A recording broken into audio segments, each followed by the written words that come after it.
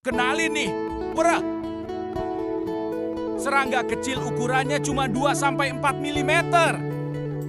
Tapi bahayanya luar biasa buat tanaman padi. Cara mereka menyerang itu licik.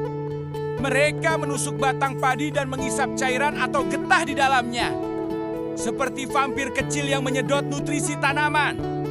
Akibatnya, padi jadi kekurangan makan. Daun menguning, batang lemah. Dan kalau parah bisa terjadi puso, di mana seluruh rumpun padi mati mendadak kayak terbakar. Belum selesai, worm juga sering jadi pembawa virus yang bikin padi terserang penyakit lain. Jadi jangan anggap remeh ya. Mereka berkembang biak juga super cepat loh.